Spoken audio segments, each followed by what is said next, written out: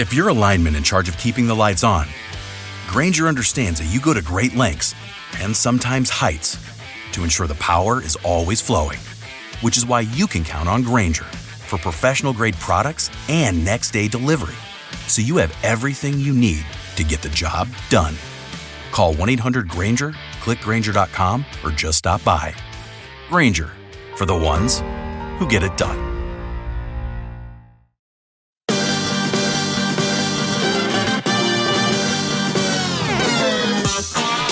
Desde Dentro, el podcast de Gobierno Transparente para entender los retos actuales desde la mirada de la administración pública. Buenos días, buenas tardes o buenas noches. Estás escuchando Desde Dentro, el podcast que Gobierno Transparente, Transparente Open Redes hace para La Razón, edita y produce La Fábrica de Podcast. Casi todos los viernes en plataformas Apple, iVoox, Spotify y alguna más.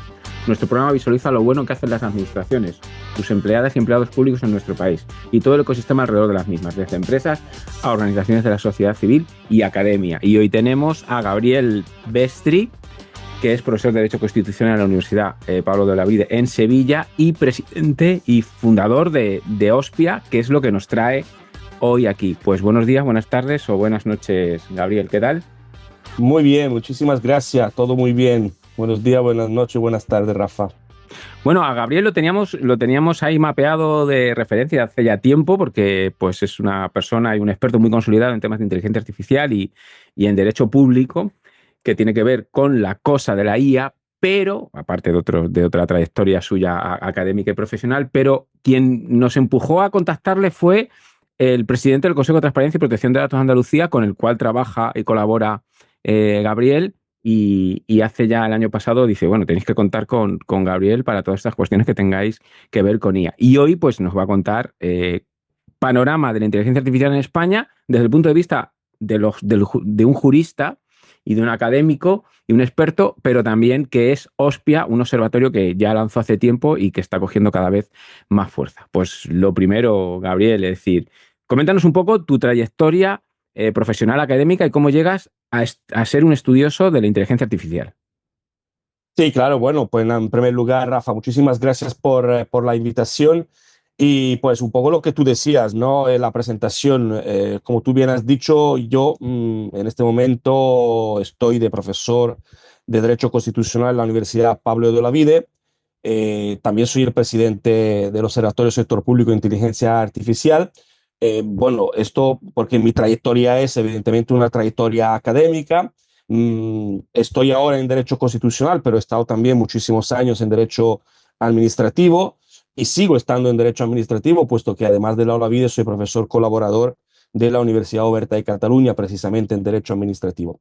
Y ahora el tiempo que le dedico más tiempo a la parte de inteligencia artificial, debido a que, como tú has mencionado, pues en este caso pues soy el presidente de un grupo de personas y de una asociación que es el Observatorio Sector Público de Inteligencia Artificial, que, como dice el nombre, pues nosotros nos dedicamos efectivamente, ¿no?, a apoyar, pero sobre todo a hacer una escucha activa de las exigencias que nos traslada todo el sector público, desde las entidades locales a comunidades autónomas, también a organizaciones del Estado, y no solo en España, sino también en Europa y yo diría ya en el mundo, en el sentido de que en el observatorio somos más de 70 socios ya de 8 países del mundo, ¿no? Y esto es para nosotros un plus porque, bueno, el tema de la inteligencia artificial sabemos que no tiene confines, pero al mismo tiempo también cada país, cada entorno, pues tiene características especiales y esto nos permite de alguna manera en el observatorio poder recibir, ¿no?, estas informaciones a lo largo y ancho del mundo y poder plantear nuestra formación, nuestra forma de ser y avanzar, por lo tanto, en el ámbito de la inteligencia artificial. Sí, la verdad es que si no hemos dicho la página web, que os podéis dirigir a ospia.org, como suena, OSPIA, Observatorio del Sector Público de Inteligencia Artificial, ospia.org, y vemos que, bueno, que tenéis muchos colaboradores, tanto institucionales como también entidades privadas, y la propia conformación del conglomerado OSPIA a nivel de personal, pues es también de todo, es decir, desde gente que viene de lo público como gente que viene de lo privado. Sí, sí, así es, Rafa. No podemos hacer otra cosa. Ya sabemos todos los que nos dedicamos a diario a la implementación de esta nueva tecnología y el estudio de esta nueva tecnología en la administración pública, que todavía la administración pública, menos en algunos casos un poco más virtuoso, no es productora, ¿no?, de sistema de inteligencia artificial, sino que se tiene que apoyar al sector público. Y por lo tanto, evidentemente, nosotros en el observatorio no podíamos prescindir del sector público. Por esta razón, hemos incorporado también a empresas, a personas, tanto de consultoría como de empresas de desarrollo de sistema de inteligencia artificial, porque vamos de la mano. Intentamos siempre, pues, incluir a empresas que siempre pongan en el centro a la persona. Y esto, pues, la verdad que está funcionando bastante bien y por eso tenemos una presencia en muchos países. Bueno, siguiendo el viejo aforismo de Estados Unidos innova, China copia y la Unión Europea regula, bueno, lo hemos visto con DeepSeek la semana pasada. Como jurista, ¿qué nos puedes contar sobre el aspecto regulatorio o cómo se están haciendo las cosas desde la Unión Europea, que es a lo que a nosotros nos va a afectar, tanto como personas como entidades públicas? ¿Cómo ves el marco regulatorio? Mira, me enlazo directamente a lo que tú mismo has comentado, ¿no? En este aforismo, pues yo creo que la Unión Europea pues tiene una gran capacidad de regulación, siempre lo ha hecho, no solo y exclusivamente en el ámbito de la inteligencia artificial, sino en otros muchos ámbitos. Y en temas de regulación, pues lo que nosotros, si nos remontamos antes de la llegada del Reglamento Europeo de Inteligencia Artificial, que como sabemos entró en vigor el pasado 1 de agosto de 2024, aunque también sabemos que va entrando en vigor paulatinamente de aquí hasta el año 2032. Pero si nosotros nos remontamos a antes de la llegada del reglamento, por ejemplo, a partir del año 2018, cuando hay ya una iniciativa fuerte de la Unión Europea de regulación de la inteligencia artificial, no teníamos todavía regulación y todos estábamos pidiendo regulación en materia de inteligencia artificial. Ahora tenemos una regulación bastante fuerte que se podrá evidentemente mejorar, pero pues al mismo tiempo ya hay una parte de las personas, inclusive de las empresas que trabajan en materia de inteligencia artificial, que nos están pidiendo que se regule menos, es decir, que no vamos a encontrar un punto de encuentro entre estas dos cosas, ¿no? Desde luego, lo que sí está claro es que hay una regulación. Por lo tanto, tenemos que, entre comillas, lidiar con esta regulación, verificar cómo, sobre todo en el ámbito del sector público, las administraciones, las organizaciones más grandes y sobre todo las más pequeñas se puedan y se deban de adaptar a esta nueva regulación, pero también digo que el sistema regulatorio no ha terminado con el Reglamento Europeo de Inteligencia Artificial.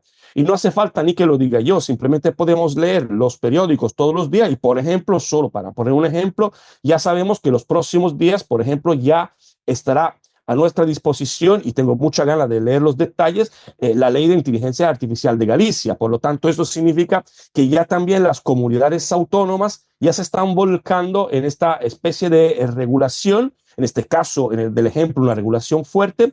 Y también añado que lo más probable, porque en algunos casos ya está ocurriendo, que también podamos ver regulaciones municipales, por lo tanto, ordenanzas más dirigidas a la inteligencia artificial, así como todo este abanico de normas que, en mi opinión, siguen siendo normas jurídicas y que técnicamente se le definen como soft law, ¿no? Derecho blando, que no tienen un régimen sancionador, pero que al mismo tiempo sí se pueden aplicar. Es decir, el abanico regulatorio ya está siendo cada vez más grande. Entonces, en ese contexto que nos estás contando, ¿qué le podemos decir a una administración pública o una entidad pública?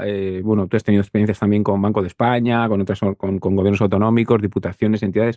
¿Qué le puedes decir al sector público de cómo afrontar, si quiere innovar, si quiere experimentar, si quiere empezar, voy a decirlo de una manera un poco vulgar, a lanzar proyectos pilotos y que pueda cacharrear en diferentes aspectos, en diferentes sectores de sus competencias con la inteligencia artificial? ¿Qué le recomendarías en general?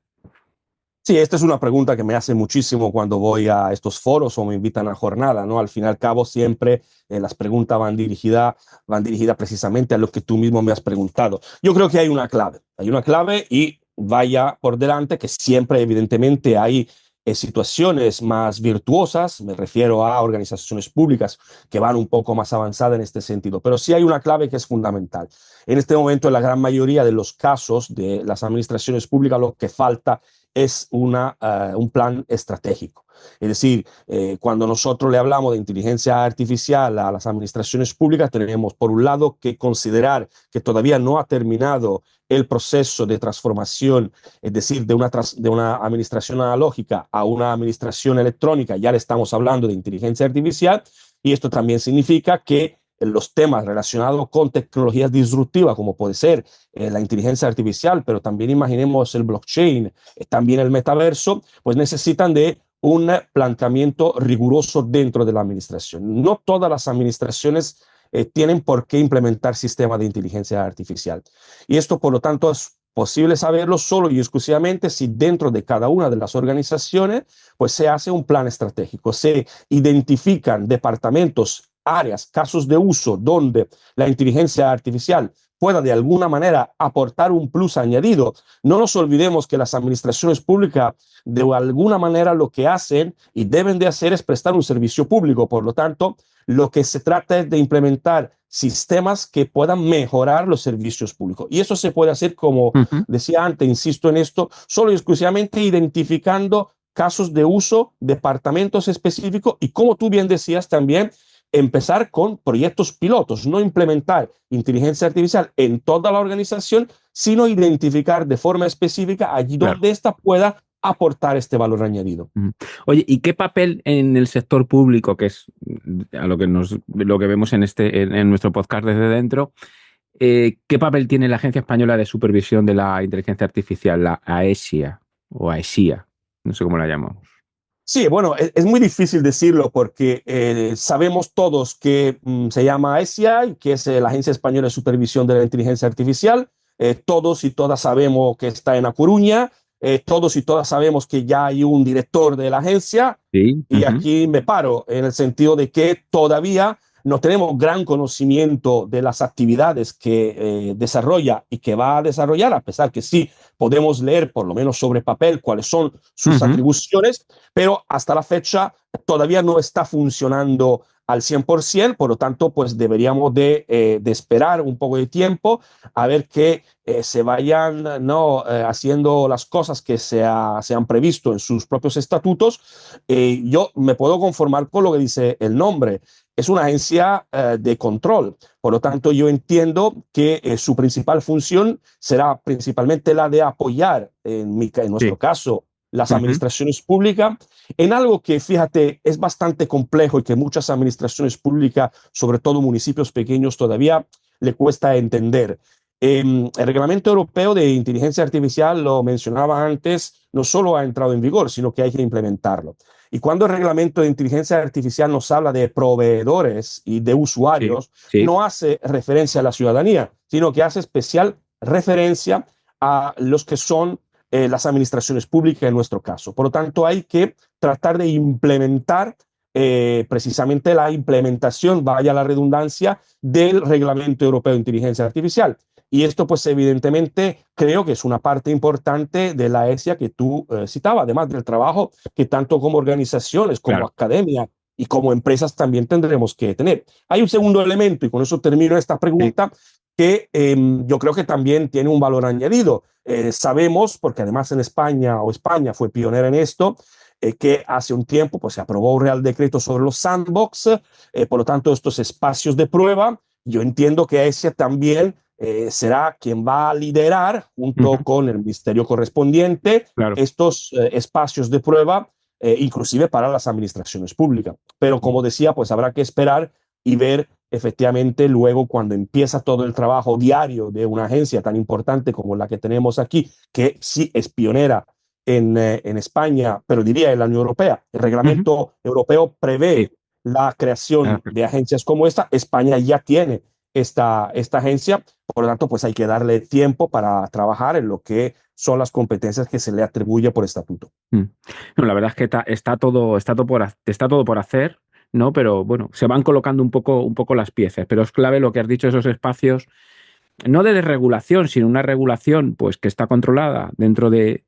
lo que es una sandbox que por ejemplo, como el Ayuntamiento de Madrid, que ha hecho iniciativas pioneras en transporte, sostenibilidad, muy, muy, muy interesante. Oye, Gabriel, para terminar, dos preguntas un poco. ¿Qué es lo que va a hacer Ospia, el observatorio, en este 2025? ¿Qué proyectos tiene a corto y medio y largo plazo? Y que nos digas qué hay que hacer para poder apuntarse a Ospia. Bueno, sí, te agradezco esta pregunta. En primer lugar, pues Ospia es una asociación sin ánimo de lucro. Nosotros desde Ospia venimos trabajando desde el año 2021, que es cuando se creó el observatorio al hilo de una investigación sobre municipios, y desde el año pasado, hace un año, ya tenemos afortunadamente personalidad jurídica que nos permite precisamente hacer muchísimas más cosas.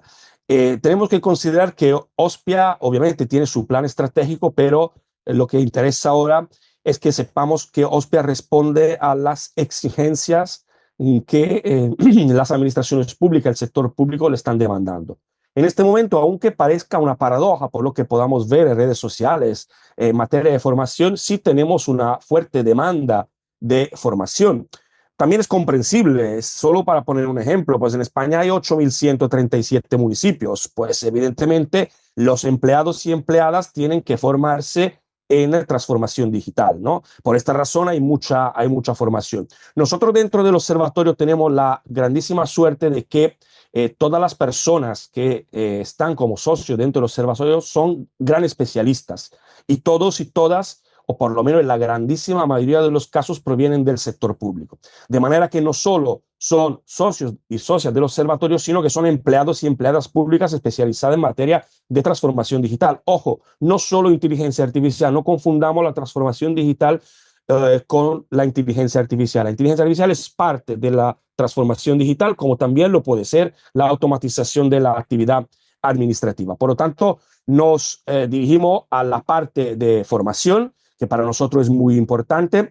También es un espacio de debate, porque como todos sabemos en materia de tecnología y más de inteligencia artificial, estamos aprendiendo a diario. Tú mismo antes citabas DeepSeek. Si esta entrevista lo hubiéramos hecho hace 10 días, lo más probable es que nadie de nosotros supiera ni de la existencia, ¿no? Totalmente. De esta inteligencia artificial generativa. Por lo tanto, el espacio de debate es importante. Y el espacio de debate se transforma, en el caso de Ospia, en espacios de lluvias de ideas, think tank, es decir, espacios en los cuales podamos compartir con los expertos y expertas cuáles son las necesidades más incipientes. Obviamente nosotros también trabajamos con bastante aportación con las personas, empresas, también administraciones públicas que nos piden informes, que nos piden un apoyo, por ejemplo, lo que decía antes, ¿no? En la aplicación y en el desarrollo de planes estratégicos. Estamos trabajando ahora con algunos ayuntamientos